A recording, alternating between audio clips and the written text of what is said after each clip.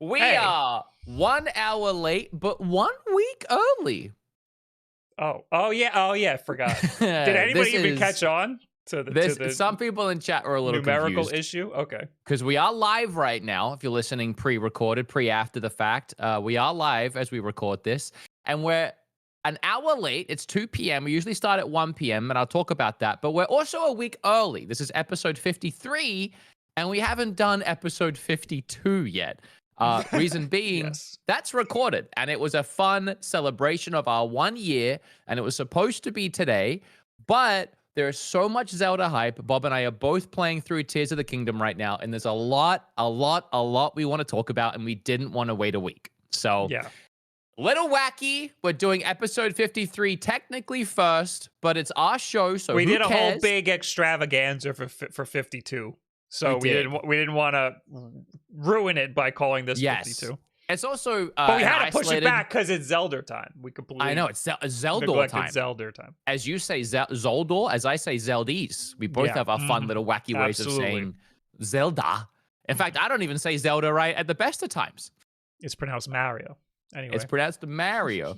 But episode 52 is a fun celebration that's isolated. There was nothing topical about it. It was just a fun, happy time that you guys are going to love.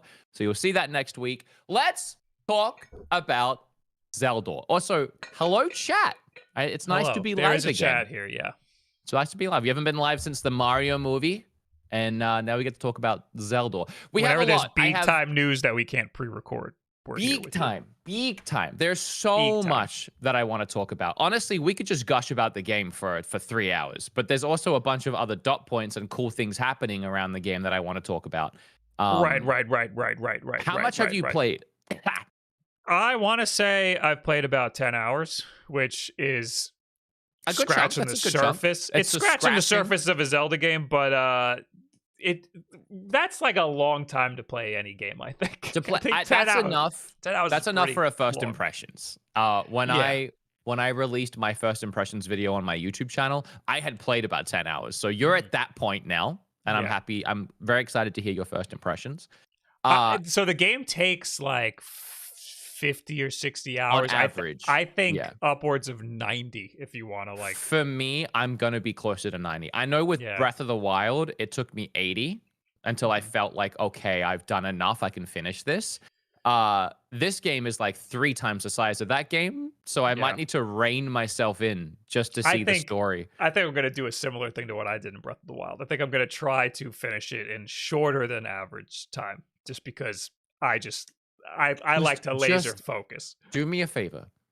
Just do the main story points and wrap it up. You can probably finish the game in 30 hours if you do that. I heard Moist Critical talking about how he beat it in like 15 or 20 hours.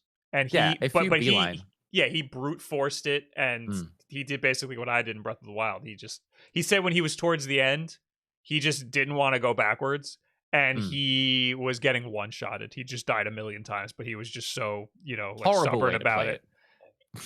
But if you want to finish it... I mean, that's kind of what I did. You watched me fighting that one boss that I definitely should not have been fighting. I have 4 hearts still. I still have the hearts that you start with. I believe entirely you can do it. I believe in you. I want you to at least see the story beats. At least see the story beats. I don't care about the story. I don't care. Then why are you playing? All right, let's not talk because of about all the other stuff the game has. There's like barely any story that you go. Okay. There's so much story. There's so much lore and so much story. There is a lot more lore in this than any other Zelda, and I barely played any of them. I have played. I've done 6 8-hour streams and probably played at least 10 hours off air. So do math on it. But my path of progression is very much I'm going to get distracted by everything on the way. So I've only done 2 of the phenomenons. How do you say it? We call them the divine beast equivalents. Yes. Yeah. I've done 2 of those. I just got to Goron City. No spoilers until we say there is spoilers. But that's how far I am in the story. Doesn't seem like far for the amount of time I've played. but I also have like completed a whole ring of stamina. I have like maybe 12 hearts already. I'm like going ham on all the side stuff. So that's where we're all at. Now, do you want to gush about the game first? Yeah. Or do you want to talk about like how it sold 10 million copies first? Oh, well, now you just said that, so now we got to do that. You want to do that? And then we'll gush about the game, and then I want to complain about something. Okay, sure. Okay. So the game has, and I pulled this snippet from another article that I've actually already closed and lost, so I can't credit them. But Tears of the Kingdom sales should be a wake-up call for gaming. And I 100% agree. Nintendo is out here doing their own thing, taking 5 years to finish a game. You have other studios pulling the ripcord on games if they're not finished in 6 months or pushing things out before they're ready. The games fail. The games bomb. Rest in peace, Overwatch 2. Halo Infinite, infinitely terrible, right? And then you have Zelda taking 5 years and selling 10 million copies in 3 days. Breath of the Wild sold 30 million copies total in its lifetime. And this already has 10 million. This game is insane. It's because of the massive audience that Breath of the Wild created. And also because nobody had a Switch when Breath of the Wild came out, and definitely nobody had a Wii U. And people just trickled in buying Breath of the Wild as they trickled in buying a Switch. So now everybody's got a Switch. 120 or 130 million people have Switches. So, well, half of those are us with our collections of Switches, though. So I have 10. There's minimum. some overlap. So now there's a lot more people with Switches. So now there's a lot more people that are capable of buying this game, and that's why it's sold so much. It can't be common for a sequel to outsell the original, right? I can't think of many situations where common. that. I mean, that happens all the time. Yeah, because the first game sets the install base. The first game gets all the hype around it, and then it gets bigger and bigger as more games come out. As well, I'm not really counting like, let's say a game released in the 90s and then it gets a sequel in like the 2000s. I just mean like directly after, a few years after. I can think of offhand, like maybe Halo 2 probably did that. Maybe Gears of War 2, games like that. Halo 2, Resident Evil 2, Gears of War 2. Okay. Metal Gear Solid 2. like every two. Twos are usually the good ones. Some point moving on. But it's still cool to see a third of the install base from the first game, a third of the player base from the first game, already having bought this game in the first 3 days. I can't wait to see where this trajects.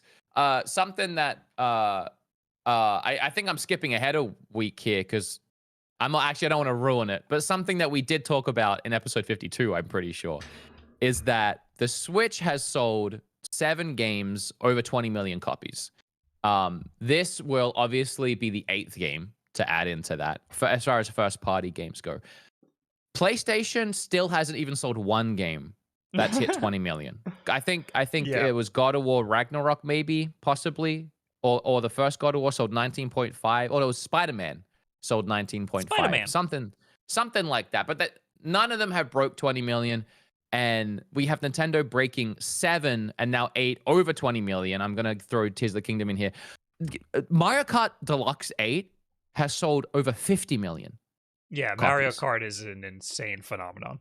Nintendo are out here doing something that is unprecedented, and it's wild that public conception, I think, as far as like among hardcore gamers or the general public, would assume that Switch is the underdog console. It's the underperforming, Nintendo's doing their best, but I have a PlayStation, I'm playing Last of Us, I'm playing the real games.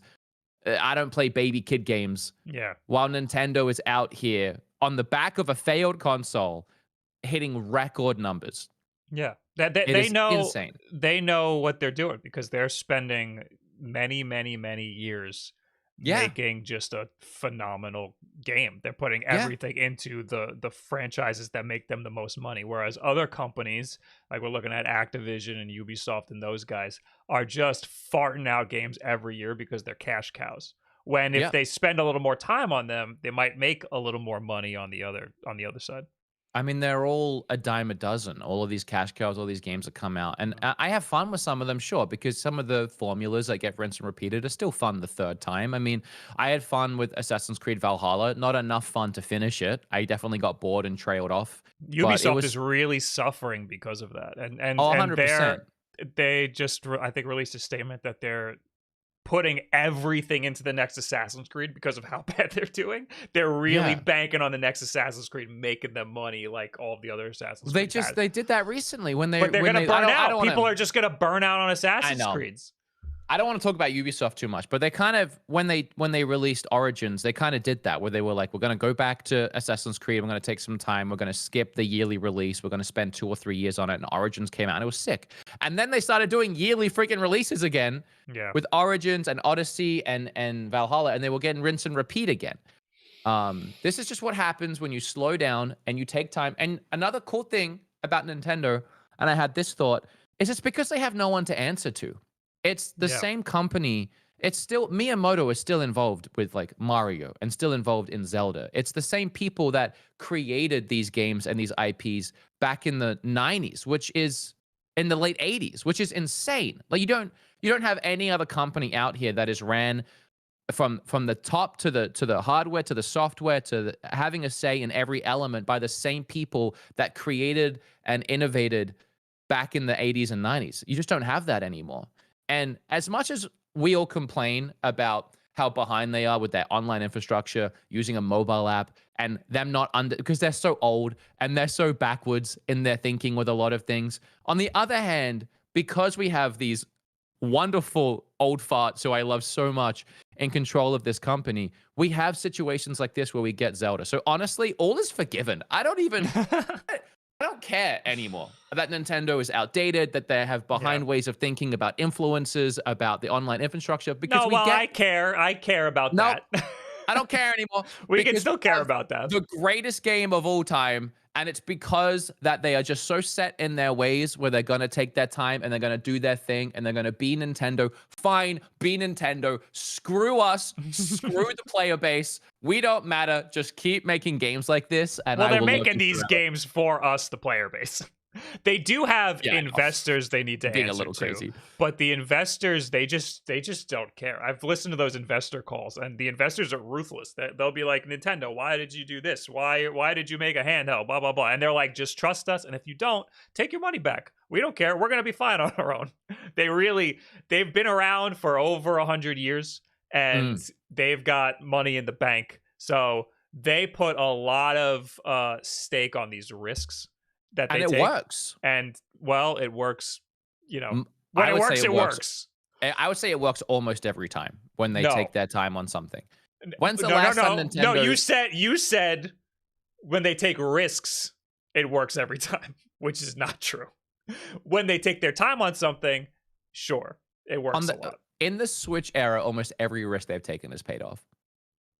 Because the Switch was a big risk, and it paid off. True. And there's we can say other things were risks, like it paid off when they released a fucking Pokemon game every year, and those are just not great, but they're making a lot of money from it. That's a Pokemon company. That's not a part of this conversation. No, it is a part of the conversation because look at how great Zelda is, and look at how garbage Pokemon was. Oh, absolutely garbage. Someone said to me when I was playing Zelda, they were like, "This makes Pokemon."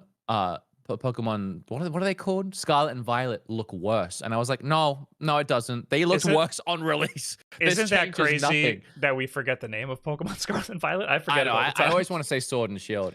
Someone said in chat, Wood isn't right. Most people from the 80s have moved on.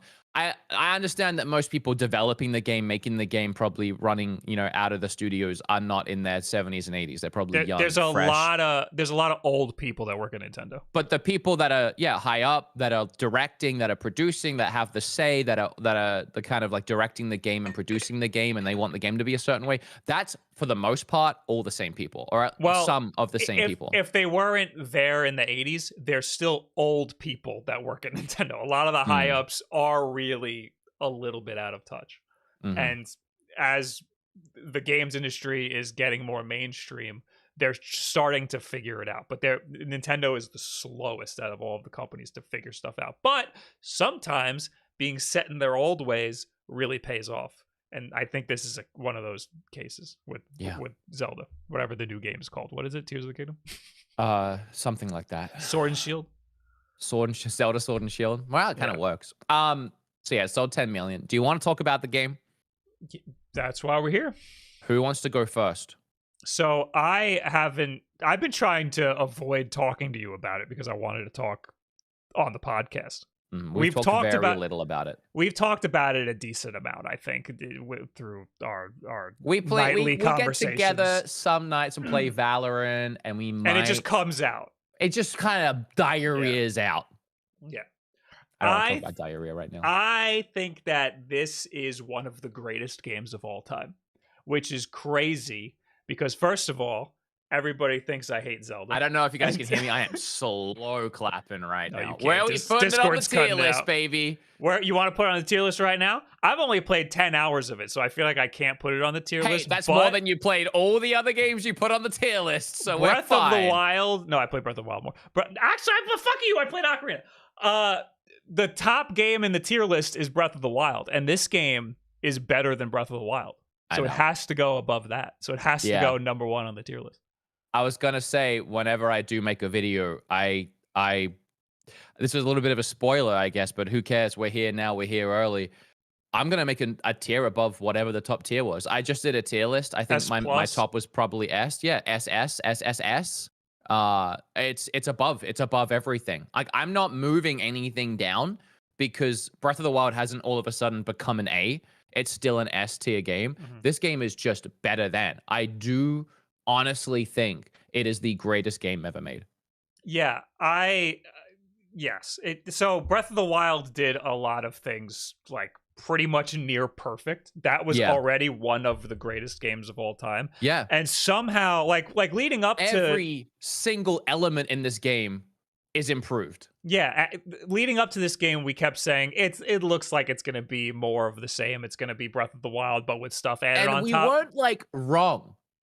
But we had no idea of the scope. Yeah, I'm shocked. I never would have expected it to be anywhere near as different as it is. So it's like they took Breath of the Wild, stripped it to only its bones, and then redid everything. It's incredible what they were able to do with it. And the mechanics that they added make you play the game in a completely different way that is better than what we already had.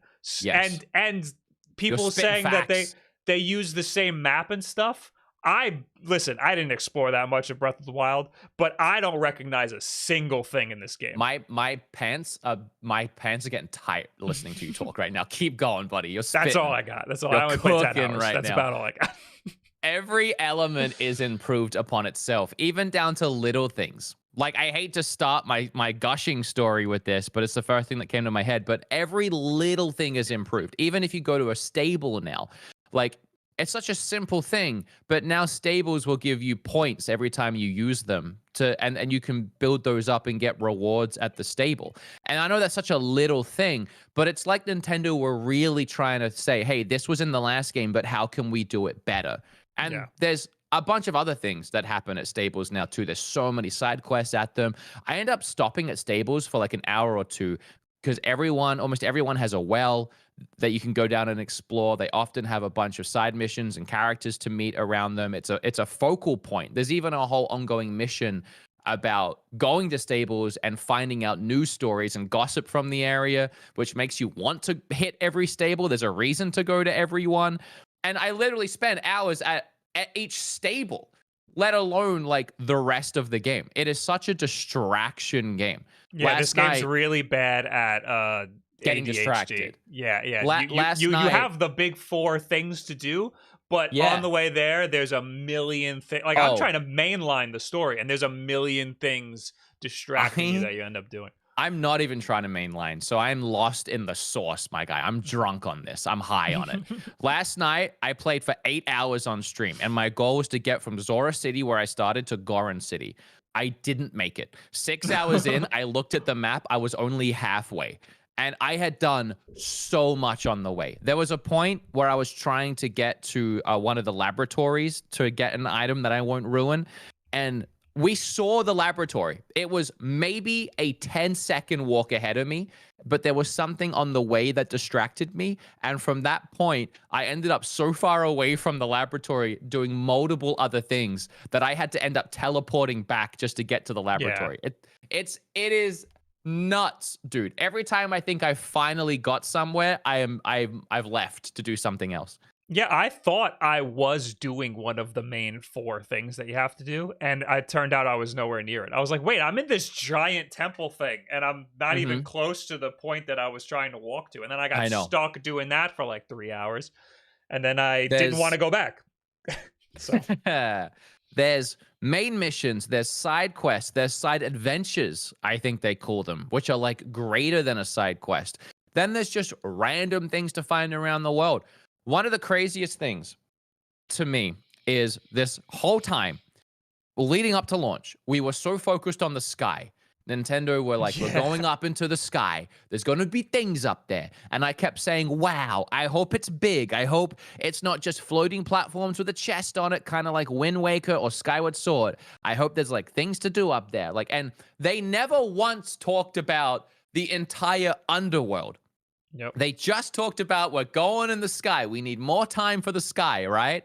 Now, I'm up in the sky playing the game, and I got to be honest, the sky isn't as big or as fleshed out as I thought it was going to be in my head initially, because in my head initially, I had no idea there'd be anything else. So I thought the sky has to be completely full with new things. It's not. There's a lot to do up there, but you can't really spend too much time up there. It is kind of puzzles and floating platforms. Yeah, but that's what I like about it, is that you have to figure out how to traverse through these different and I like platforms. it, and I'm not upset that it's not too expensive, because we literally got an entire other Hyrule, which is way more expansive than I thought the sky would even be, just underground.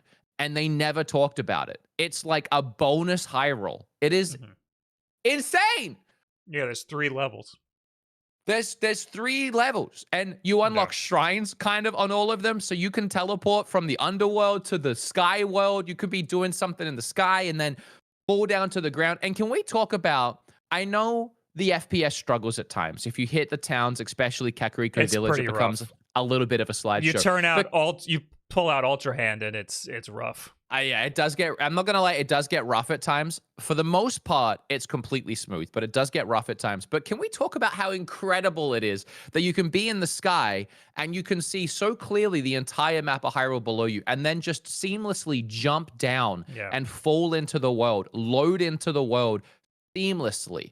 No, you don't see any like load frames. No, I don't get any FPS issues. It looks clear and crisp. While I'm streaming it, a lot of people are asking me, and I'm not even kidding, new people come in and they're like, is he emulating the game? What's he playing on? And then when I'm like, I'm just playing on Switch, they're like, oh, wow, it looks so good. It actually does. For a Switch game, crazy impressive. Yeah, I mean, it's off of the bones of a 6-7-year-old game. Yeah. So it's insane that they're able to do what they're able to do. They did make a lot of drastic graphical improvements, like the clouds are different and stuff. Digital Foundry has a great video on what they did.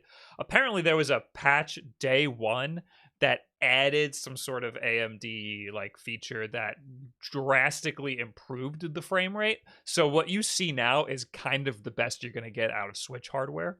It makes it so that no other company, no other developers have any excuse when they're developing for the Switch.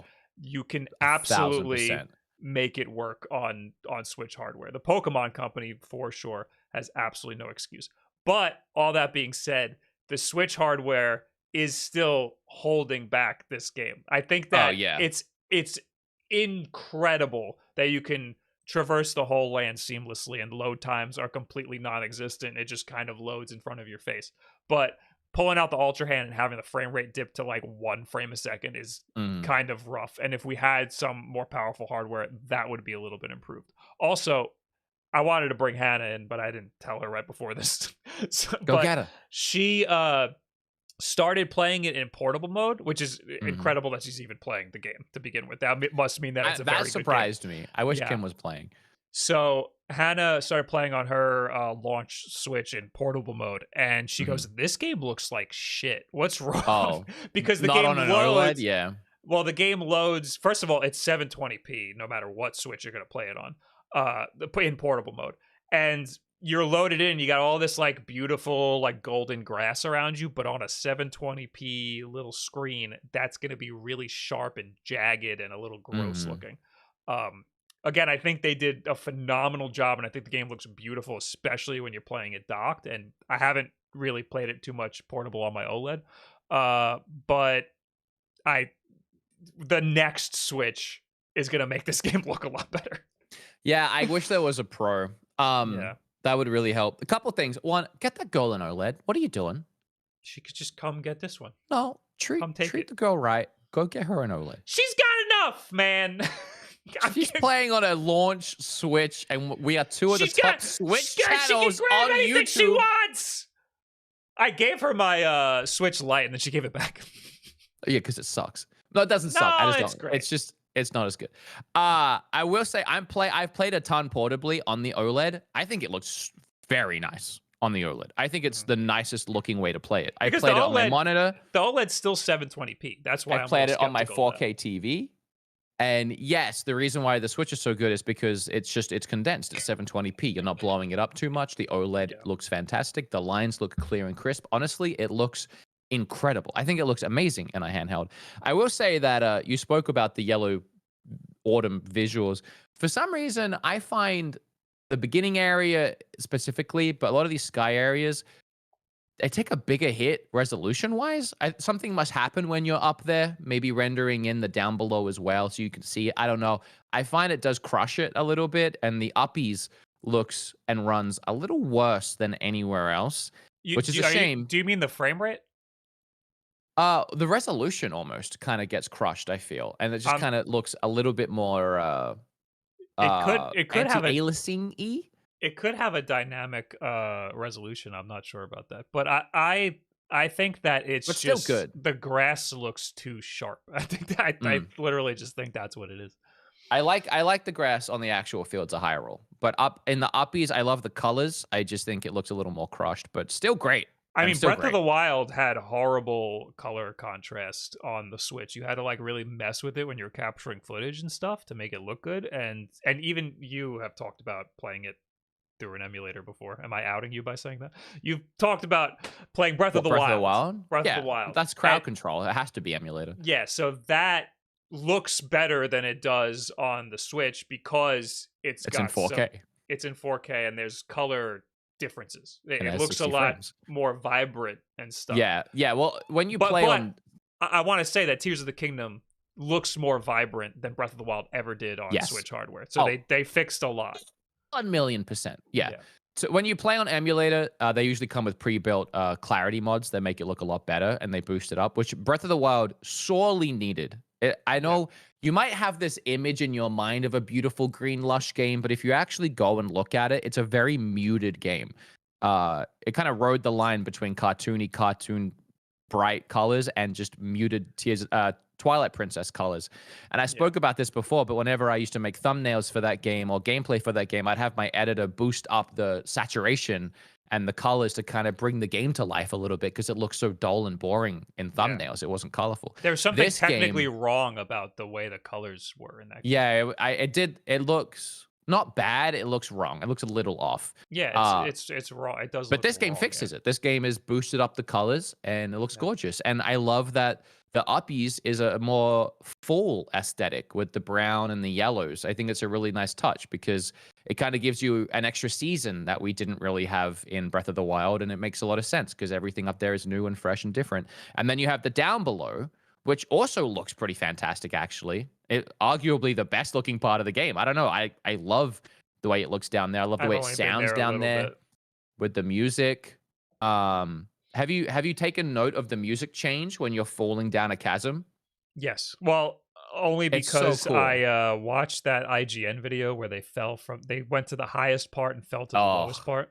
That's satisfying. And it changed. Yeah, there's a lot of different changes and stuff. It's really cool. Oh, that's so cool. The music in this game is stepped up. I mean, Breath of the Wild had great music, but the music in this game, if we can talk about that for a second, has a whole notch up, where you have the down below music, the up music, the high roll music, but then you have the changes in music as you change the platforms. Epona's song has a few different variations in this game. No spoilers, but I met a character last night that had its own version of Epona's song, I'm pretty sure. I don't know if you noticed, but Link hums Zelda songs and tunes when he cooks. No, I did not. It's so cute. When now when Link's cooking, you'll hear him go, and like just little things like that, like a bunch of different Zelda songs. He does the Song of Storms. Yeah, man, just so cool how they stepped it up. There's so many little things I love about the game. I think Breath of the Wild did it, but I'm so impressed. There's so many NPCs, and I love when you go up to one, they'll kind of comment on things that are happening around them. Like, they know when it's raining, they know when it's hot out, and I just love that touch of like talking to an NPC while it's raining. Just talking about the weather. Yeah, you have a specific conversation about the weather. Typical NPC behavior. It's so cool. I was watching Jackson's stream, and he talked about how there's a lot more NPCs in this than there were in Breath of the Wild. And I kind of understand. I understand that, because Breath of the Wild to me felt like the great calamity happened. Everything sucks. You're all alone. You just woke up after 100 years. You got to try to figure things out. So it made sense to me that there weren't a lot of like NPCs in that. And now the world had a lot of time to recuperate. So now you have bustling like communities and stuff. Yeah, I think it was used as a bit of a crutch in Breath of the Wild, right? Like I don't know if there would have been NPCs. I don't think it was a conscious choice Nintendo made, where they were like, let's not put NPCs in as much because it's a dead world and it's like it's calamity. It was an excuse. It was an excuse for them to not have as many. Like logically it makes sense. So it's almost like it's a little dead, but the world is dead. But yeah, you're right. This time they're making a sequel. You've got to fill it full, and it makes sense logistically that the world is healing and that people are flourishing again, and they're making new towns, and they're trading, and they're going back and forth, and you're finding people everywhere. And yeah, there's NPCs everywhere, and I swear at least a quarter of them have a little side quest for you. They either have an actual official side quest that like logs in your book, or I swear every single other one will tell you something of importance. Very rarely they'll tell you nothing, and they'll have a fun little thing or dialogue box. They'll often be like, oh, I was walking here the other day and I think I saw a treasure chest, or I heard there was a big monster out this way, or they'll be like, have you ever tried mixing this and this? It creates a wonderful porridge. You know, like there's always just something that you can gain from talking to an NPC, and it's cool. I don't want to mess with that. I'm just like, I've been talking to all of them. I want to get because sometimes too they won't have a mission bubble, but they will literally say, hey, I saw someone run over there, and it will even take the screen and move it over there, and then it'll come back, and it's not even a mission, it's not logged, it's just a random NPC, and if you go and do it, you'll probably get some reward for it, or find some little mini story in the world that's easily missed because it's not apparently there. My problem is they always have a long flowery way of saying like their mission or the story beat that's like 4 dialogue choices. Here's a hack, and it's like, just give me the. Here's a hack. Here's what I do. Spit it out. You talk to him and you look for the red text, and you just and you see the red, and it will say like big mountain, find treasure, and it's like, okay, got the dot points. That's what I do. I'll look out for that next time. If you miss anything in the conversation where you're like, oh, shoot, I skipped too fast, you can hit Y and bring up a whole log. And that's what I do. I've had to do that a couple times so far. Yeah. Because I see they're just droning it on. I'm like, oh my God, get to the point. Like, because I think it's just a regular NPC. And then I'm like, now what do I do? And the chat is, because I play it on Twitch, and the chat's like, you idiot, you missed it. And then I have to go in the dialogue. But I've done it a couple times where I think it's a regular NPC. I skip through, and then it brings up new mission. And I'm like, oh, no, wait, what? I mostly try to skip just random NPCs, but there's that one guy with the sign where you have to help him put the sign up. Guy. That when I first saw that, I'm like, oh, dude, I could build you a sign. And then I build this insane contraption to hold up the sign, and then it falls, and you're like, what? That was perfect. I built the perfect thing. And then I'm there for 20 minutes when I was supposed to be saving Princess Zelda.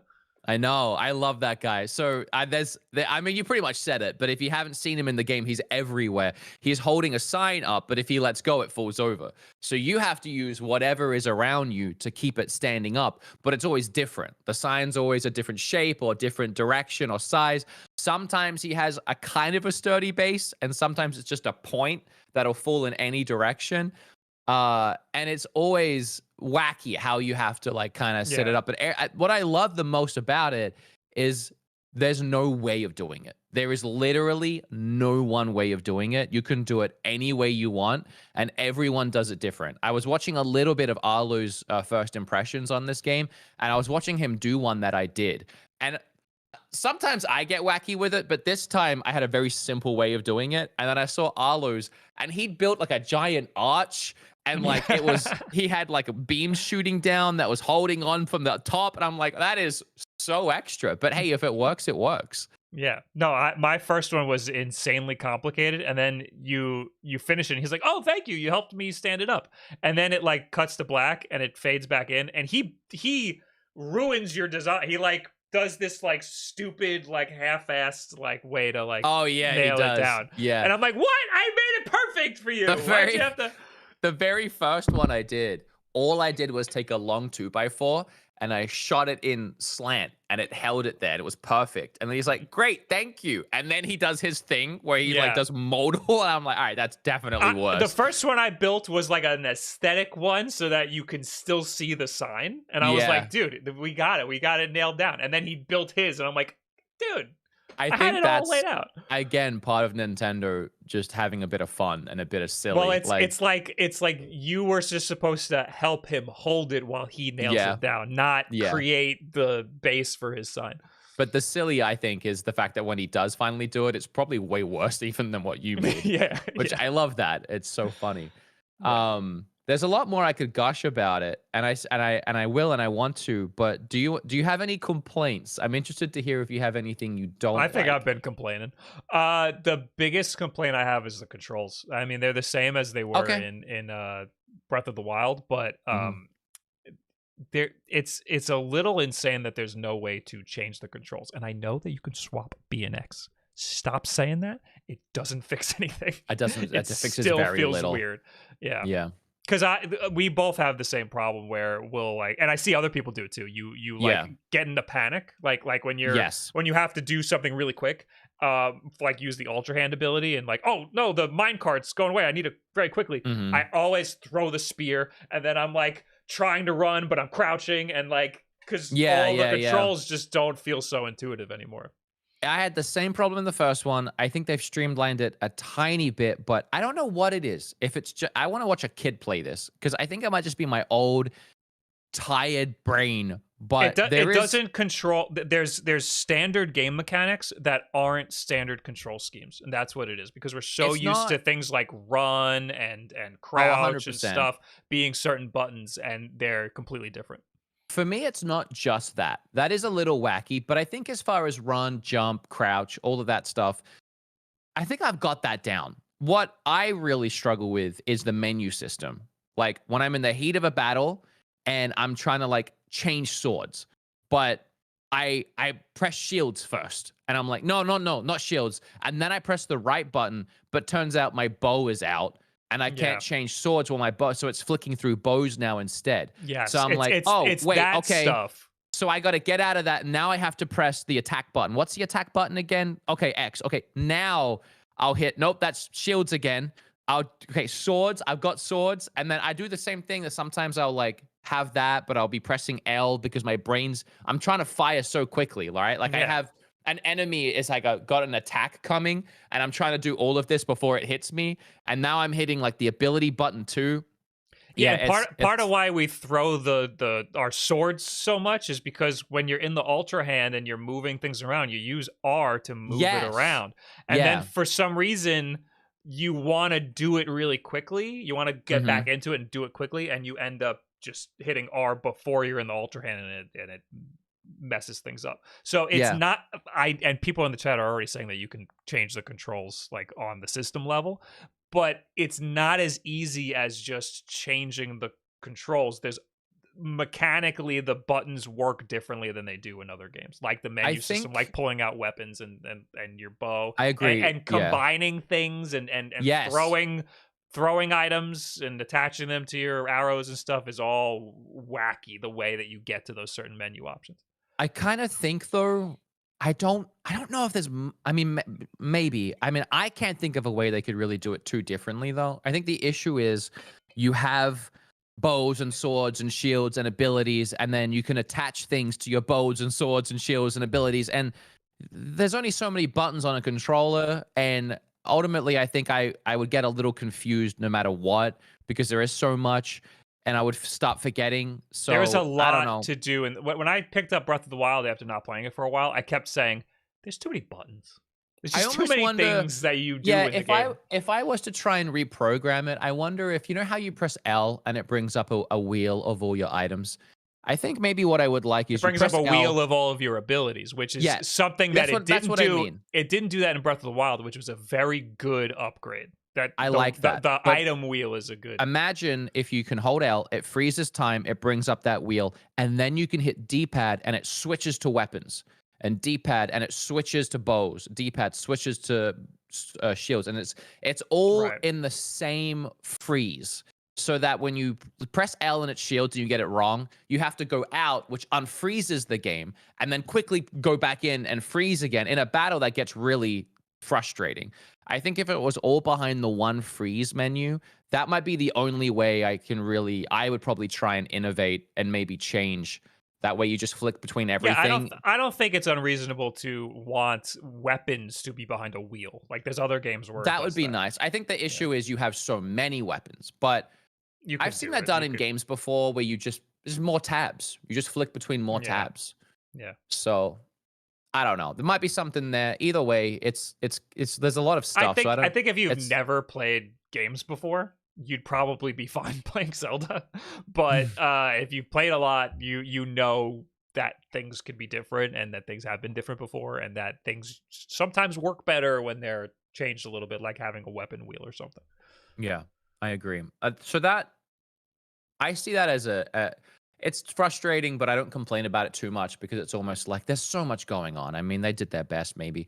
My only complaints, and they're very small because I think this game is near perfect, is my only real complaint are the core kids that you have to take places.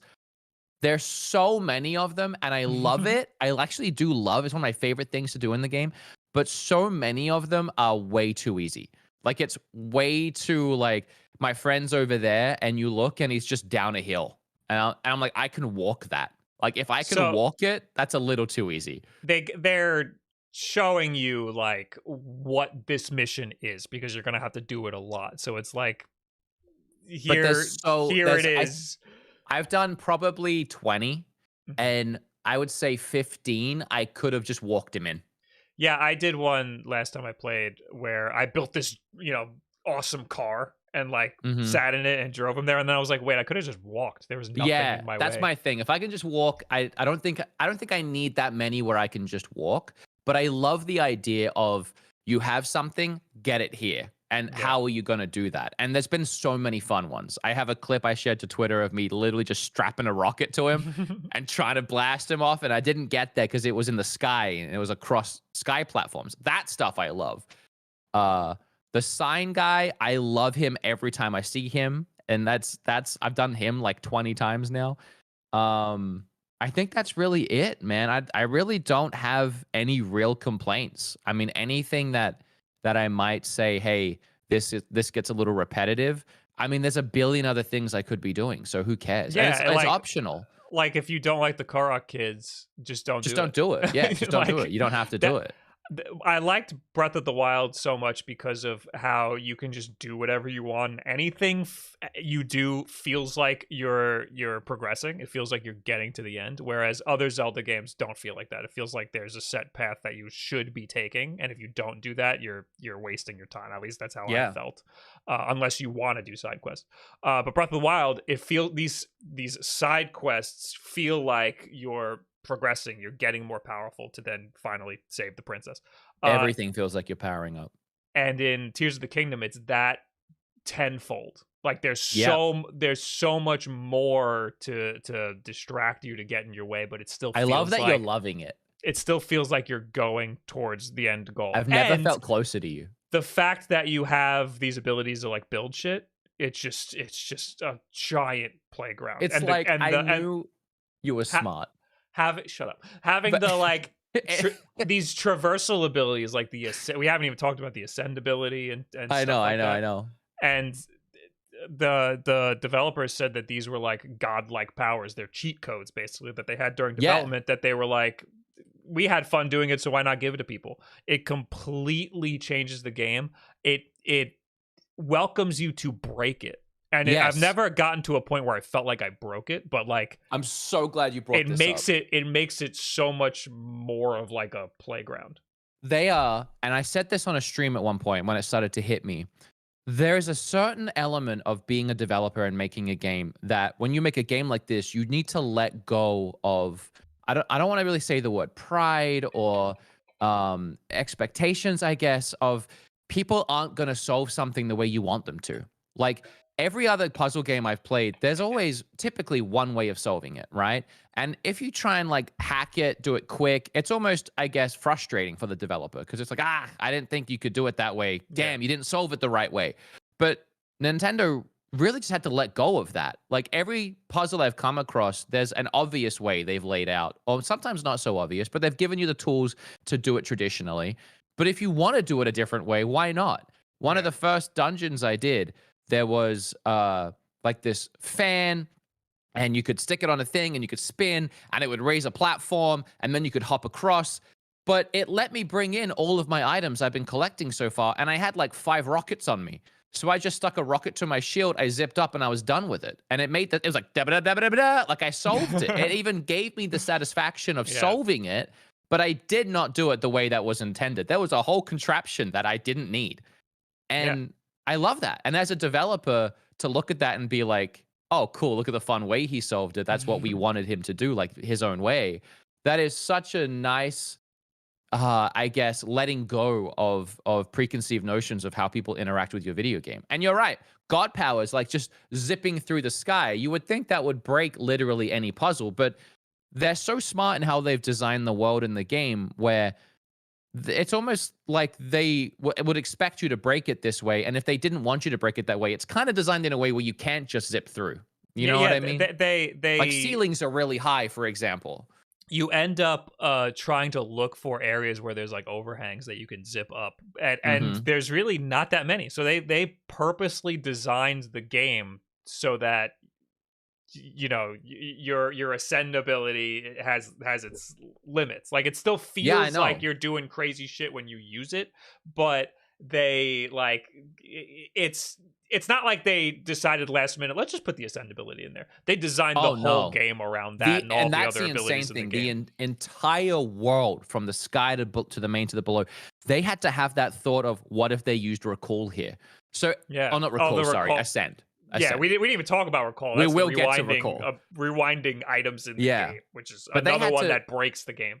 They had to design the whole game, every dungeon, every cave with what if they used ascend here.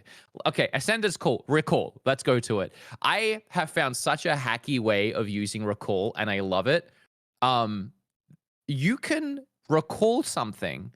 So wait, let me reiterate this. You can God hand something, ultra hand something, like let's say a giant wooden platform.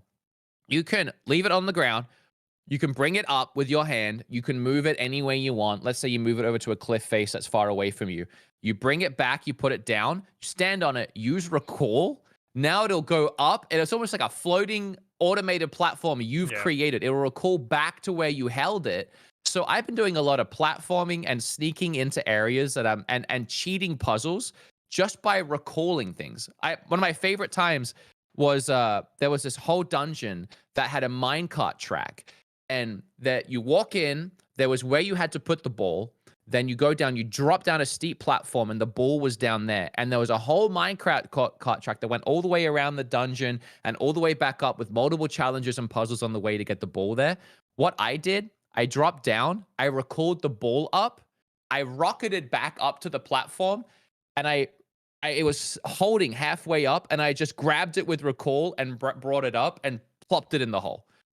And I just skipped the entire thing. Da-da-da-da-da-da! Yeah, and they're cool with that. They like want fine. you to do that. Why stuff. not? Yeah.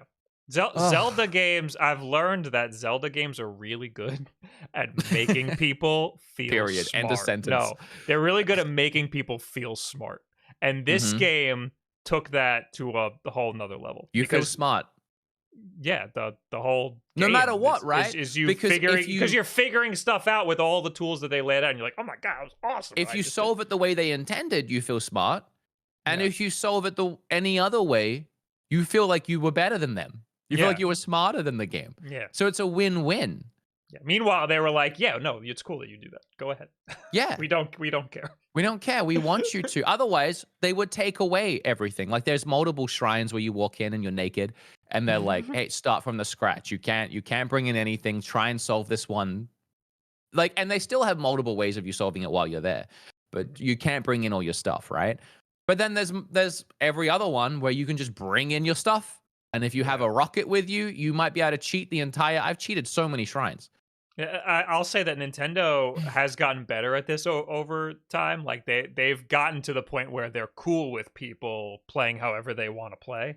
But there's still some cases where they're like, no, you're supposed to play it like this. And then they like penalize you for trying to go too crazy. Like, for example, with Pokemon. Mm-hmm. That's with the whole Nuzlocke conversation that we had. But with Zelda, they're cool Biscuits is Nuzlocking Zelda right now. He is. I clicked on his screen. He had a giant 1 on his stream, and he started at the beginning. And he's like, "Hey Bob, I'm playing. If I die, I start the whole game over. I already did it once so far." I wonder how he's doing. We talked about. We didn't talk about that. He beat the game. Yeah, he beat it last weekend. He beat it like in like 3 days. He did like an 18-hour stream and finished it one night. Yeah, he goes. I'm right at the end. Stream doesn't end until I beat it, and then he streamed for 18 hours because he was 6 not a.m. He was not near the end. Okay, so here's the thing, and his stream has a big 2 on it right now. By the way, he is died twice. I want to talk about more elements if we can, but let's just bring up Biscuits while I talk. I don't think anyone can talk about every element of this game. I think it's impossible to talk about it all under an hour. I think a comprehensive review of this game is minimum an hour. We've already been going for almost an hour, and I think we've scratched the surface on talking about the game. I mean, if you're listening to this, whether it's live, pre-recorded, later, we've probably missed so much that you're like, man, I hope they talk about these. We're going to be talking about this for a while. There's so much more. I know. And I'm only 10 hours in. There's so much more. I feel like I'm nowhere near the end, but I'm trying to get there. What main ability did we talk about them all? God Hand, Ultra Hand, Ascend, Recall. Isn't there another one you get? There's one you get later that I think is I don't want to talk about that. Yeah. Okay, so I guess Fuse. Oh, literally like the whole thing that you do the entire game.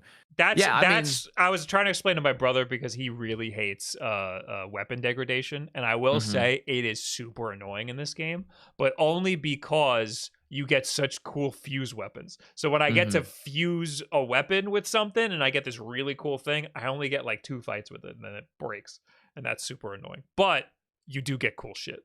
Yeah, the degradation is annoying, but it does extend its life and it makes it last quite a bit.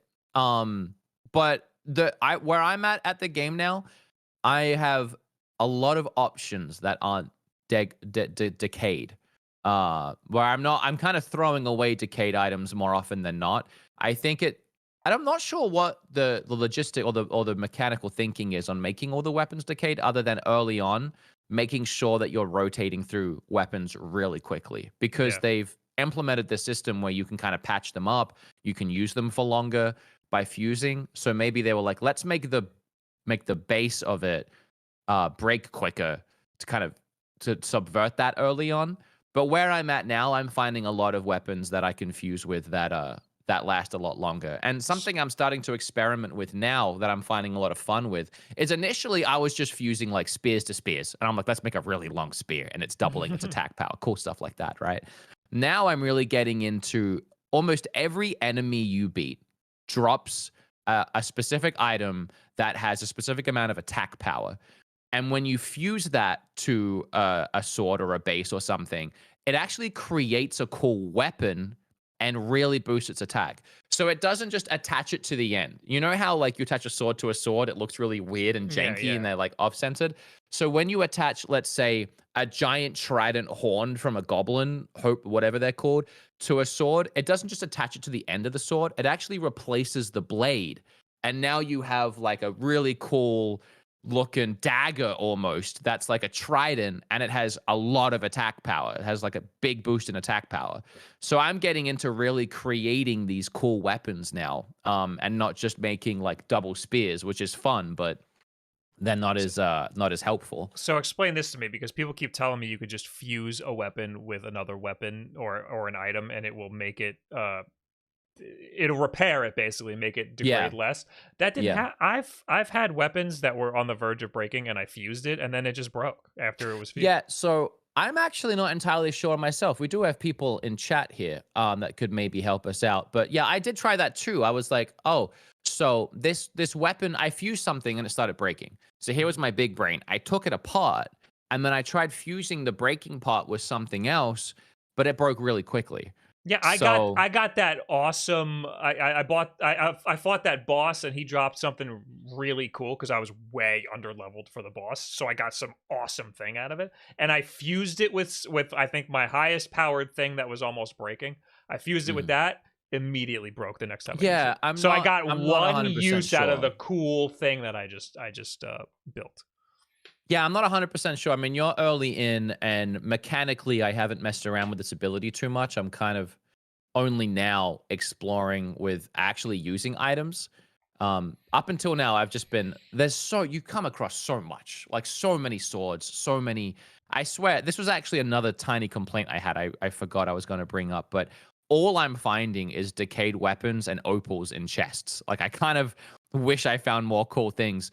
So all I'm doing is fusing decayed things to decayed things and just hitting things hard. What do you do with opals? Is that just for selling? I don't know yet. I don't know. And don't ruin this for me, chat. I want to figure it out. I don't know why this game is giving me opals like crazy. I will say that the gems, if you haven't played around with this yet, you get a lot of gems in general. Rupees, sapphires, whatever. I'm playing Resident Evil 4 also, so this is all blurring together right now. So if you sell attach those to the old guy, well, you know how in Resident Evil you attach them to trinkets so they're worth more.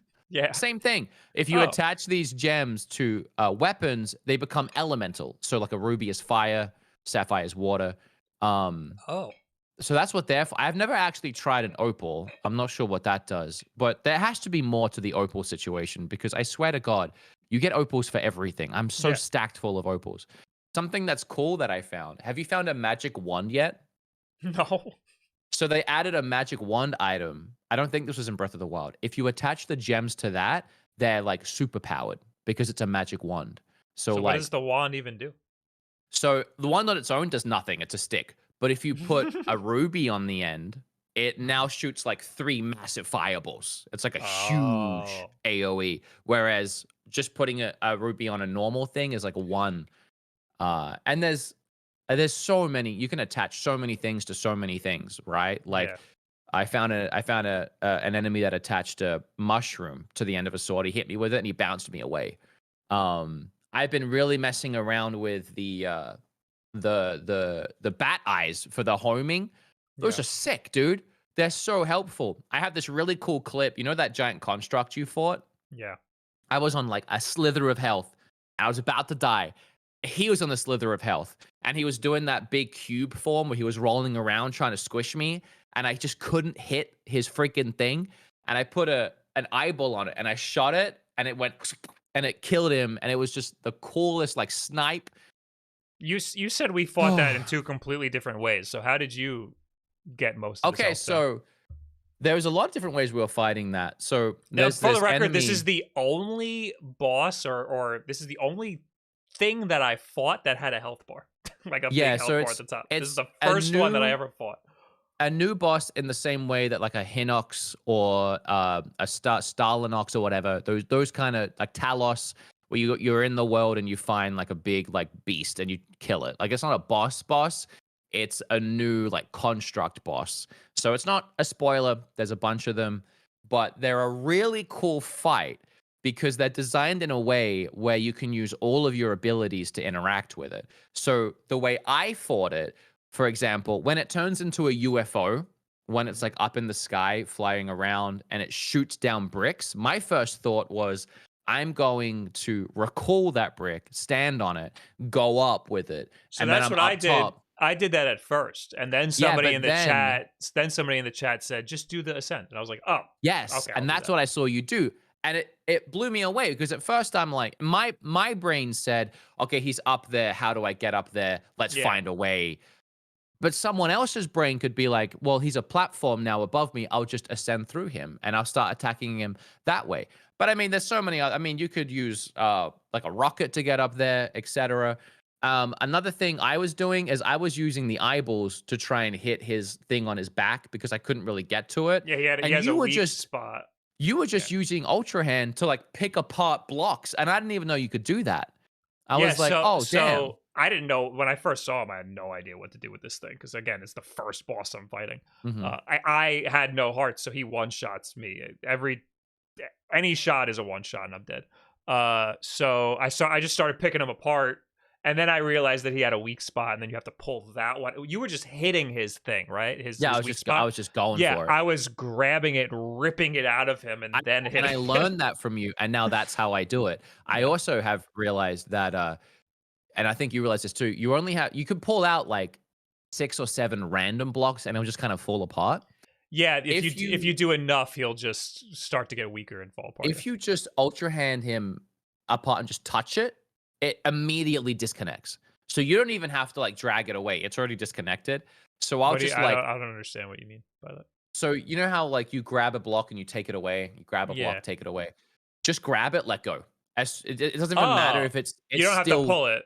no, it's disconnected. Oh, So okay. I'm just like bap, and then he falls apart. Oh, that's much better Yeah, it's much better. because he is pretty slow. You can just kind of spam through it.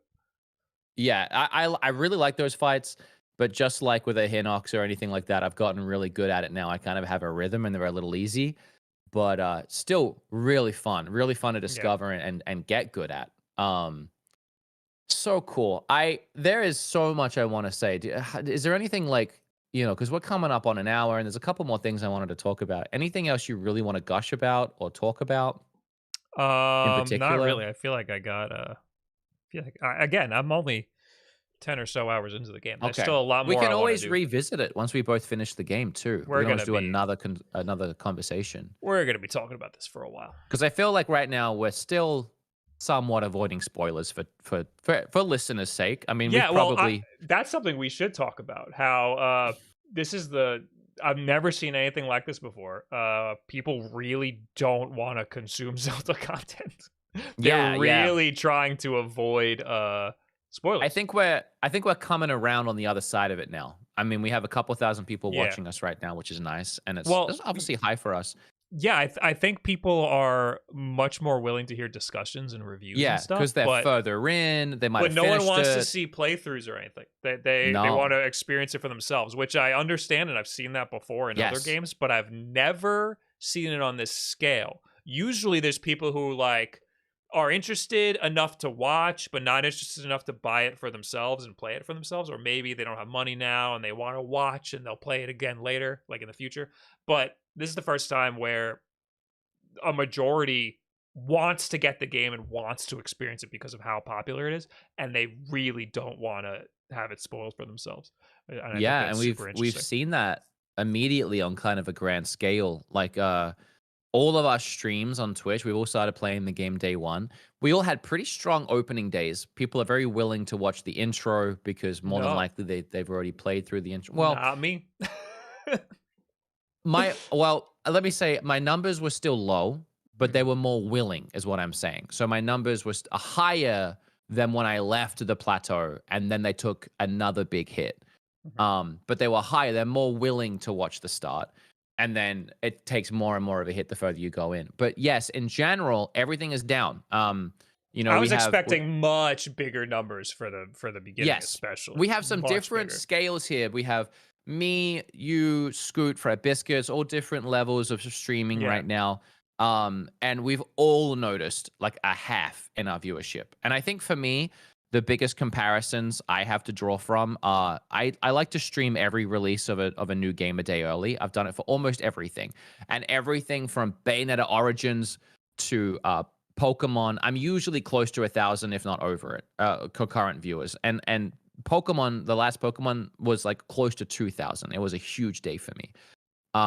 This and another good comparison is my Breath of the Wild crowd control event that I did recently. I streamed 8 long days to over 1,000 people every day, and at its peak, often I'm hitting 2,000 people. This game, I just broke 1,000 viewers on day 1, and I've been sitting at about 600 to 700 for every stream since then. Great numbers and higher than my if I just went live to do just chatting or talking or whatever, but half of what I would expect for an event like Breath of the Wild crowd control, and probably a third what I would expect for a brand new game and a Zelda game. Yeah, and you have an added boost because you're like known as a Zelda guy, so you already So Zelda's kind of my thing. So I have an inbuilt audience too. Yeah, it's less viewers than you would have expected, but it's still, not as bad as it could be. Yeah. Like for me, I'm the same way. I usually get a lot more viewers if I stream a game a day early, especially if it's a new Nintendo game. People want to know. But I'm getting less viewers than I do just playing fucking Mario Maker on like a Tuesday, So like, which is wild. It's very strange. I think part of it is also it's super saturated. Everybody's playing it, but I think for the most part, people just don't want to watch. They want to experience it for themselves. I think that's the main thing. I think saturation is a killer for smaller channels. And our heart goes out to them. But for me, I think I'm just getting crushed by spoilers. And I can't stress this enough, so happy about it. This is my favorite game of all time. Would I love to have 1,000, 2,000 people watching me play it? Of course. The more people, the better. I'm here to entertain, and I put a lot of work into my streams, so it would be really cool to have people enjoy them. But ultimately, Zelda is so important to me. I was scared to stream it because I was scared chat would ruin the experience for me. They've been freaking fantastic. I streamed on YouTube day 1, and I did have to mute the chat because YouTube chat sucks. No, I say that as we're live right now. We have a fantastic community here. My YouTube chat sucks. I don't know why. He's got a shitty community. You heard it here first. For some reason, it was just full of spoilers. It was a big stream. It was a big stream. People outside your audience were when I say YouTube chat, it's people outside of me that are finding the stream and they're coming in and just dropping a spoiler. My actual viewers and people are obviously wonderful, but I was scared to stream it because I was scared of getting spoilers, and I've had such strict rules in chat of no backseating, no spoiling, no asking me questions because I don't want anything to be ruined because I would hate a spoil. So the fact that people are taking this so seriously, that they love Zelda so much, that they want to experience it for themselves, that it means that much to them, I know this is a weird thing to say, and people might not even believe me. I am happy that people aren't tuning in. I'm happy that people are experiencing this for themselves because I'm happy they're experiencing it for themselves too. I love watching you. I'm actually a big fan of Fry Biscuits. He streams during the day, and I love watching him while I'm getting work done. I haven't been able to watch him for a week or 2. I refuse to watch him. Well, I think this is very smart what he's doing now, doing a Nuzlocke where he has to start over. Yeah, he knows he had to. That's such a good idea. Also because he already beat the game, so he can do. And I can watch him now. But I wasn't watching my friends play the game because. By the way, he's died 4 times so far, and he's wearing Lucario because he's wearing Lucario. He is, and this is not a joke. He is a furry, and he is a power furry. to him. We know, it's in his little. If you go back there, it's actually in his tags down there between English and anime. He actually has a big crush on Lucario, and we love that for him. Yeah, no, we don't discriminate here. Actually, that's a great segue. Speaking of things that you can make sexy when you probably shouldn't. Okay. Do you want to talk about it, or was it a joke? I haven't made a penis. Wait, do you want to talk about Pornhub, or you want to talk about the penises in the game? You said to add it to the list. So it's on the list. I said it as a joke. Okay, we can talk about it. We won't talk about it. We won't talk about it. I already talked about it on the other podcast. Can I know we're running a little overtime, and we also have to do a live episode for Patreons. So I don't know if you remembered that. I don't know how much time you have today. I know. Can we quickly talk about Metacritic? Because I'm a little pissed. Yeah. No, we can. That we have to. That's very important.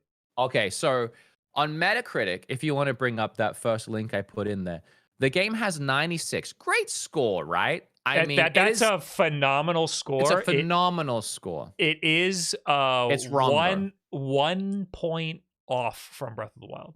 What was Breath of the Wild? 97? 97, yeah. Now, it's wrong. Now, do you want to know why it's wrong? Do you want to know why it's 1 point under? I know why. Because even though it has pretty much completely and entirely, if you want to bring it back up, I don't know what's happening. Yeah, I was messing around with something. Completely and entirely positive reviews in the 99s and 100s. There was one, and now as of today, I noticed there is two, 60 and 70, which, if you know how statistics work, even though there's only 2 mixed reviews and 95 positive, it drags the overall percentage down, taking it from what would be a 99 to literally a 96 because of initially 1 guy and now 2. Now, where do you get off? Where do you get off, Gfinity? No matter your opinion on the game, whether or not you like it, how do you let your bias affect it that much that you are going to be the sole reason? I hate when you say that. Like, it's a review. He's got to review it based on what he thinks of the game. I understand that, but you're the there's 2 now, which is whatever. But the only guy. You're the only guy. You're going to drag it down 3 or 4 points because you had a bad time. Now, here's the thing. Look at his review. I was going to say. Look at his reason. A lot of this happens a lot on Metacritic. There's people who will go completely against the grain just so that people like us will talk about Gfinity. That's what they've done. They've gone against the grain just because they want people to talk about him. They gave it a 60, which even objectively, even if you don't like the game or you don't have a good experience, to even look at this objectively and say a 6 out of 10, which is a failing grade, mind you. Like, this is a D minus. This is a fail. He's given it a failing grade. Like, I understand you don't like it. Maybe you have certain bias against it. But to look at this as a reviewer objectively and give this game a fail, that's extreme. Like, I can see giving it an 80, on the low end because you didn't have a good time with it. But you have to take yourself out of it a little bit, I think, to fail it. But I was looking that his whole thing summarized, essentially. I think if you read his snippet, that's pretty much a summary of it, is that it's too much of the same. His whole thing is really that it struggles to follow up on the masterpiece. It's too much of the same thing. I was looking at some of his other reviews. So wait. He called Breath of the Wild a masterpiece. Is that what you just said? Okay, well in the very beginning, the follow-up to a divisive modern masterpiece. Who is divisive about Breath of the Wild? The game's been out for 6 years. That's what I'm saying. I've never heard anything bad about Breath of the Wild. It struggles to cater to those who miss its roots. Like, I don't understand what you played. His whole, and this is why I'm annoyed. His whole argument is that it doesn't follow up to Breath of the Wild correctly. It fails to follow up to Breath of the Wild, which the common census, and if you've played it for more than a few hours, is that it is better than Breath of the Wild. It adds to Breath of the Wild, and it one-ups Breath of the Wild down to its core in every little element. So if all the arguments and all the standpoints to take is it doesn't follow up to the greatest masterpiece of all time and then give it 60, but then agree or at least hint or assume that Breath of the Wild was a masterpiece, that's what I mean. Like, you can be annoyed that it doesn't follow up and rate it less than Breath of the Wild, but you're going to give it a failing grade because of that? I looked at some of his other reviews. I actually linked his page. Yeah, I wanted to know what the other ones are. I linked his page down the bottom there, Gfinity's. Now, they don't review a lot of stuff. It seems like they review a lot of the big hits, which is good because we have some reference here. I don't know where it is, but he gave God of War Ragnarok 100. Now, I don't disagree that it's a game that should be rated really high. Hey, he gave Demio an 80. We love Demio. How is Demio better than his? I don't disagree that Ragnarok should be high. But if your complaint with Breath of the Wild, or Tears of the Kingdom, sorry, is that it doesn't innovate, or it's too much of the same, or it's just DLC, or whatever your argument is, then that's why you're going to fail it. It doesn't follow up. And then give Ragnarok, which, let's be real, as much as everyone loves it, almost everyone agrees that it feels like a PlayStation 4 game. It feels like just a continuation of the last game. It adds some, but I wouldn't say it completely innovates and changes the game in a way that Tears of the Kingdom does in that scale. To give that 100, I mean, I think that's a pretty clear-cut comparison, I think, between sequels. And you're going against your own theology at that point. They just seem incredibly harsh. They gave Atomic Heart a 50. You could also look at and by the way, if you're looking at the screen here, the top score is the Metacritic score, the bottom score is what they gave it. That confused me for a bit. Somewhere on here there's Sonic Frontiers. They rated Sonic Frontiers higher than Breath and Tears of the Kingdom. They also rated Pokemon Violet an 80. Yeah. They gave Pokemon Violet an 80. Pokemon Violet has a Metascore of 72. My guy, they gave Sonic Frontiers an 80. Yeah. So this is the only reason I'm annoyed. I'm not looking at this guy or this publisher and being like, "Oh, I don't like your opinion." It's more like, where do you get off having the opinion that these games are good, having the opinion that Ragnarok is a perfect game and improves on the last, having the opinion that Violet had no issues, despite the fact it was a broken game, and then and given how similar the Ragnarok is to the original God of War, and then be like, Tears of the Kingdom doesn't do as much as the last one, it doesn't improve as much as I would like. Fail. They gave Neon White. They gave Neon White a 90. They're okay in my book. Neon White's sick. Here's the thing, Bob. They gave pretty much every other game a score that I would almost agree with. Like, I almost agree with everything else they've scored. They gave Persona 5 Royal 90. I mean, Last of Us Part 1. What do you think? Play along at home. What do you think they gave Last of Us Part 1? A literal 1-for-1 carbon copy remake of the first game that didn't innovate. Its idea wasn't to change anything, just to improve the visuals. I'll let you know what they gave it. 90. They scored it above the 88 that Metacritic gave it overall. So that wasn't the only mixed or what do you call it? That wasn't the only moderate Metacritic score. It's mixed review. They call it. That wasn't the only mixed score on Metacritic. There was two. There was Gfinity, and then there was But Why Though, which is the name of a website that sounds like they're just being pessimistic. It sounds like a troll website. Yeah. I didn't check. I like that you linked their like their history of what they have on Metacritic, because I haven't gotten a chance to check that out. Okay, this seems normal. There's normal, but I also the issue with this one is they review everything, so it's a little harder to scroll through. But I did happen to see Sonic Frontiers from them, and I did link that in the doc as well. I think Sonic Frontiers is I'm only using it because I happened to see it while I was scrolling through, and I think out of everything I saw, it's the best comparison, because Sonic Frontiers kind of aims to the developers admitted they were inspired by Breath of the Wild. They gave Power Wash Simulator a solid 90. Oh my god, they just know games.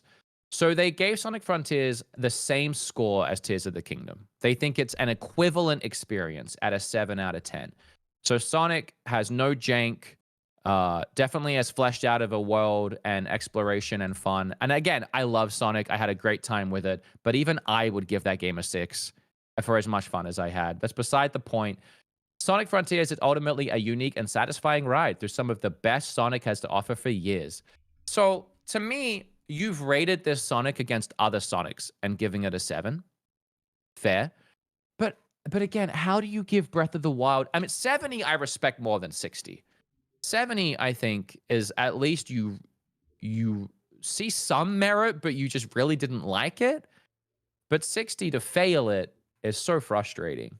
I want to also point out, we've talked about this before, how we think review websites, it might help them if they review games by committee, like a big website like IGN. Yeah. If they have a committee of people do it and then they put their scores together.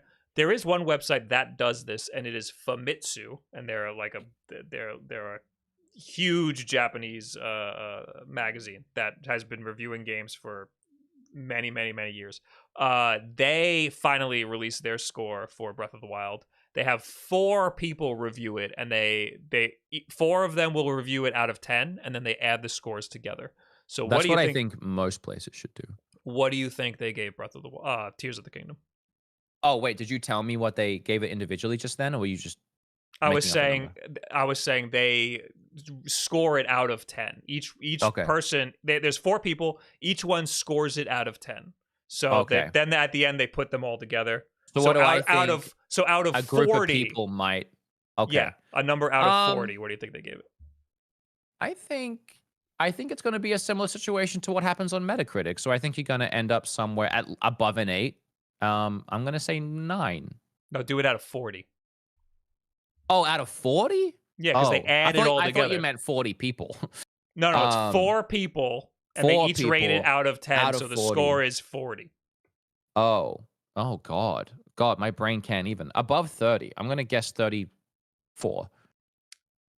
40. They gave it a 40 out of 40. Wow. Yeah. That is this is an article by... So they all gave it a perfect score. Yep. This is an article by Nintendo Life. Where am I going here? Oh, no. 40 out of 40 after receiving unique ratings with a 4 of its critics. Since its first issue in 1986, Famitsu has only given out 28 perfect scores, placing Tears of the Kingdom in with some of the elites. I think 5 of those 28 games are Zelda games. Oh, so they always give Zelda games. I was about to really scores. have their back, and then I saw Skyward Sword had a 10. But no, that's a great way. I think that's very prestigious that they don't give out 10s that much. To go quickly, I found, for context, the summary of But Why Those review. I think it's interesting to read. For the right kind of player, someone who just wishes to explore and live in a gorgeously divine fantasy setting, this game will offer countless hours of enjoyment. That sounds good. That sounds like a 10 out of 10. However, if you're like me, we're not, buddy. Your bias is about to ruin this. And when you are presented with a quest to undertake, you simply wish to follow that quest in a way that feels fluid and rewarding. This game has some huge hurdles to overcome. So it sounds like, or they, sorry, I'm not sure who's reviewing it.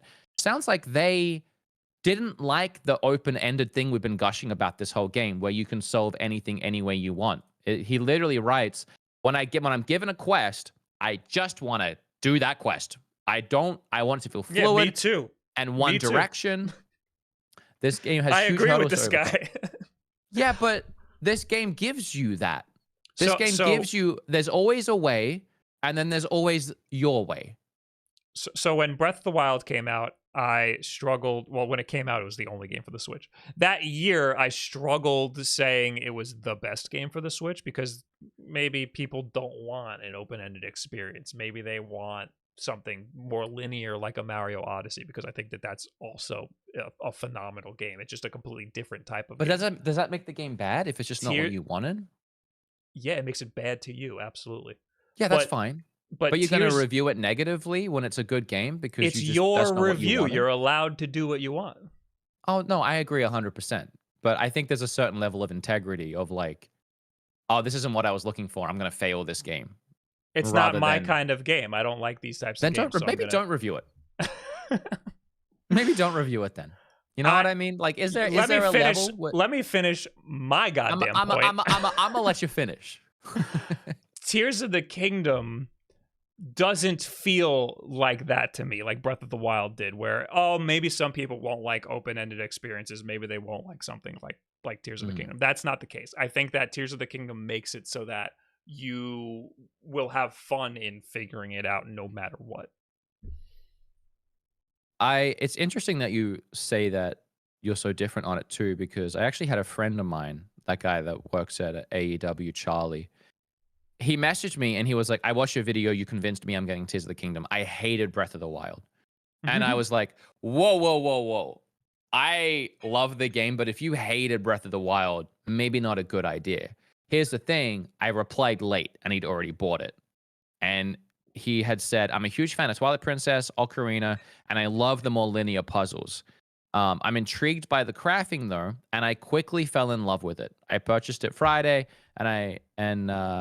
yeah, that's what I think that's what he said. I played a ton of Zelda. I must admit, the game actually feels like I'm playing an old school Zelda title. I'm really enjoying it.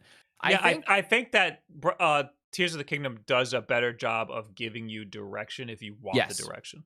Yes. Because you have the spot on the map. It's like, go to this spot, and whatever happens in between is cool too. But go to this spot. And Breath of the Wild didn't say, go to this spot. It said, figure out where the spots are. And that's a little off-putting to some people. I think this is a great place to start winding down in the summary of, I think they really took everything that we wanted from Breath of the Wild and they've added it and extra, and they really listened. You see that in the crafting and the exploration and the flying. I mean, what's something that Breath of the Wild really brought out of people creativity wise? People were making flying platforms with the little octopus sacks that you could make float in the air, right? You are building things that you can now officially build in Tears of the Kingdom. Ways of people trying to break Breath of the Wild and find wacky ways of getting places and shooting through the sky, maybe using hacks. They're like, well, let's just give you a rocket and you can just do it. If that's how you want to play the game, you can just play the game that way. People were complaining about weapons breaking. So I actually kind of like weapons breaking. But I think Nintendo looked at that and they were like, okay, then here's a way that you can extend the life of weapons, or you can play around with weapons more. So maybe them breaking isn't such a bad thing or doesn't happen as often. And then, people complaining there's no dungeons or that there's no traditional Zelda elements. I think they found a way Zelda enemas. To add there's no traditional Zelda enemas. There's no traditional way really of really getting coffee and shoving it up your rectum and flushing yourself out. Yeah, and Nintendo said, trade, look, coffee, drinktrade.com/. Here's an item that gushes water, stand over it and turn it on. They have added everything. They've added everything, but they've kept everything that made Breath of the Wild great. And I think they really innovated Breath of the Wild and then took the feedback and took the way people were playing it, and they made the perfect Breath of the Wild. And I don't know where they go from here. Haven't they said they're going to keep this format?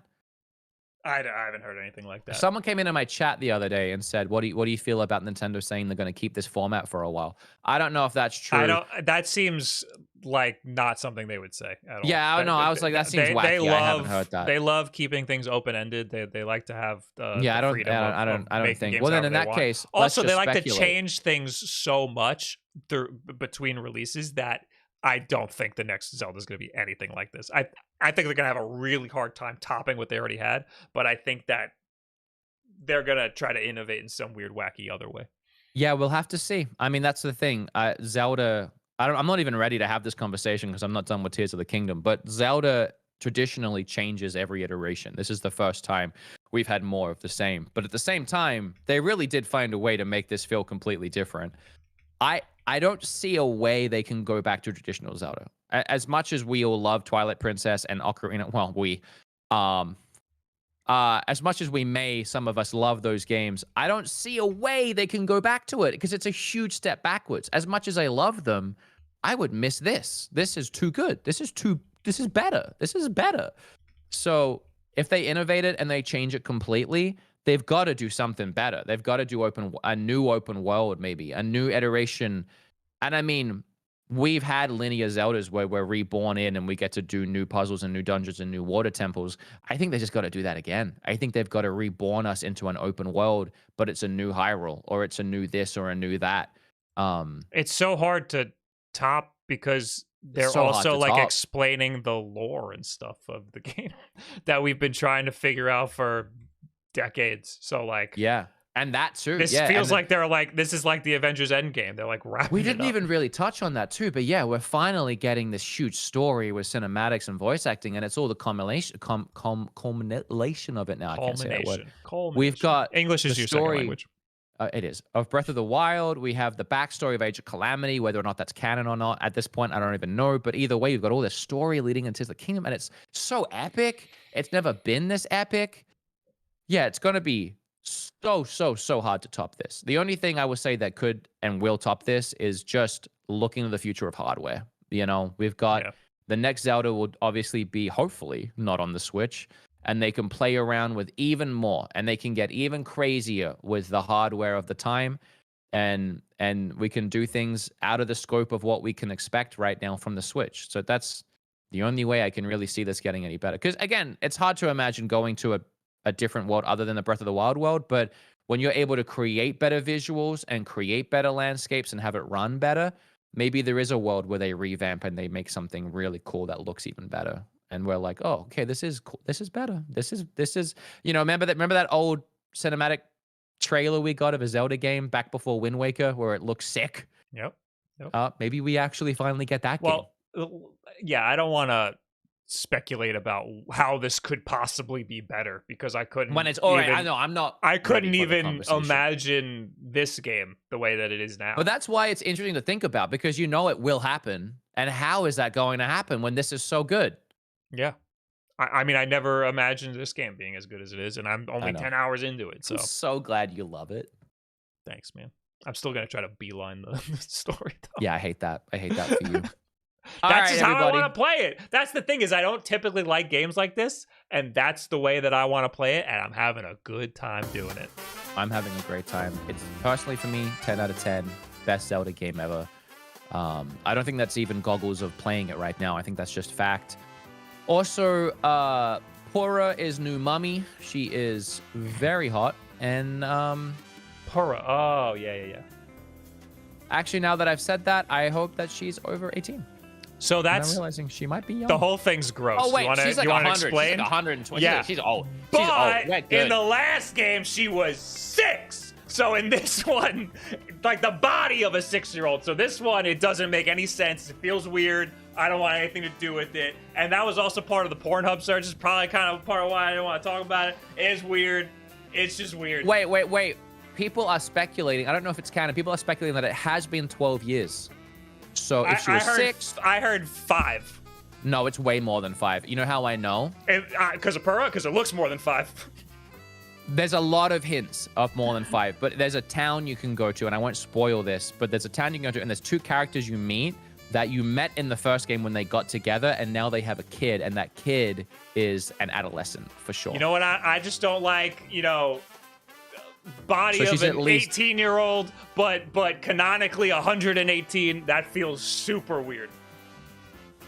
Very anime. Very anime. Don't like it. Grandmummy. Thanks for hanging out, guys. Wrap it up. Do we need Zelda? Do we need to find Zelda? That's all I'm saying. There's plenty of great mommies in this game, though. I would take a Great Fairy. We don't even need Zelda. She's being weird in this. She's floating in and out. Yeah, I know. She's giving us mixed signals. There's plenty of other options. I don't like girls that are hard to chase. You know what I mean? Pura's right there. We're gonna do a bonus episode right now, right? We're doing a bonus episode right now. Bonus episode. So if you're a Patreon or you want to quickly become a Patreon, head over to the Nontendo Patreon and sign up for the low price of $5. You'll get access to 53 bonus episodes that you haven't seen yet. That is over 25 hours of content waiting for you for the low price of $5. Can you believe it? I can, and we're about to add to it with a live episode. And if you're already a Patreon, come join us over there, please, because we don't want to be lonely. Come out. Come hang out with us. If you're listening to this, rate us 5 stars. If you're watching on YouTube, like the video, comment down below. Let us know how much you're loving Zelda. Anywhere you can, on our Twitter, in our Discord, or down below. We want to hear it. All right. I love you guys. So does Bob, right? Yeah, sure. All right. That sounded fake. I love you for both of us. Bye.